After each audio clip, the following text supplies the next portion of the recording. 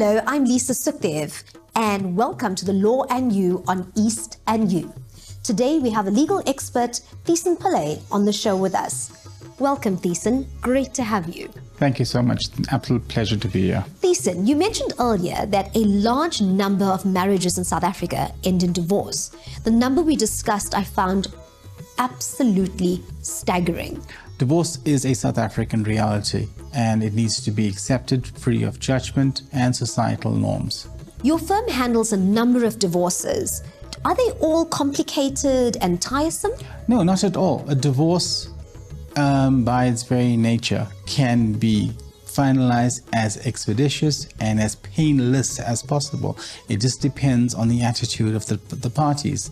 If they are able to sit down consciously, logically, and systematically decide upon how they're going to terminate their existing relationship and put together a plan going forward in respect of the division of their assets as well as the rights to their child or children, a divorce can be expedited and finalized within weeks. For those that are mature enough to agree, they can go through an uncontested divorce.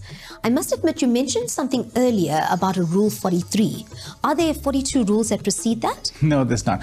So where you have an opposed divorce, or where it's likely that after summons the parties are not going to agree, or the finality of the divorce is going to take some time, you have a provision called Rule 43. In terms of Rule 43, a party can approach the court and ask for interim relief. This is where the court is now going to intervene and grant relief to that party. And the idea behind a Rule 43 application is to have some degree of consistency, some degree of normality to the parties to ensure that their life, the quality of their life for their children aren't adversely or too adversely affected while the divorce is proceeding. You can get a whole host of different types of relief in a Rule 43 application, ranging from maintenance for the spouse, maintenance for the children, access to the children, who the children are to live with, medical aid, medical expenses, as well as a legal cost contribution. What do you mean by a legal cost contribution? A party can approach the court and say that they want the other party to pay a portion or a cost contribution towards their own legal fees, in light of the fact that the divorce is going to take a substantial period of time. I love that we're talking money. What happens if a spouse refuses to share their pension? No, if they marry in communal property, a party's right to the other party's pension fund is a matter of law. It isn't a matter of choice.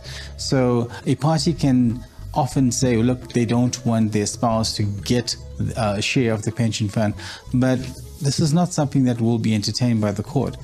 An order will be made unless there is some merit as to why a forfeiture of benefit should not be granted, but that is a different set of requirements to be satisfied.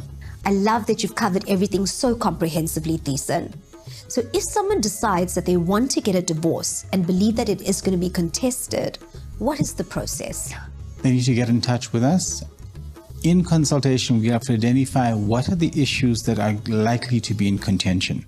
So in a divorce, it's not just the issue of are the parties going to have irreconcilable differences and hence a divorce must be granted. The decision about whether parties are going to be divorced, that's a very simple one. The other issues that follow from that is if they have children, who are the children going to be living with? That's what we refer to as primary residence, previously called custody. Once we define who that is going to be with, then the other party will have contact, and we have to define that contact. Often we have to put specific clauses as to when that contact is going to be regulated and how going forward until the child is 18 or more. But more often than not, it's sufficient to put reasonable contact if the parties can agree. Then there's issues regarding maintenance and possibly sometimes even spousal maintenance if there's the circumstances permit. And like you said, there's the issue of the pension fund and other aspects dealing with the division of the joint estate. Soem, it has been an absolute pleasure having you on the show today. Do you have a parting point that you'd like to share with our viewers? Thank you so much for having me. I believe that the most important thing first is making a determination about what you want. going forward with your life and for the lives of your children? In other words, what is the best interest of yourself and your children?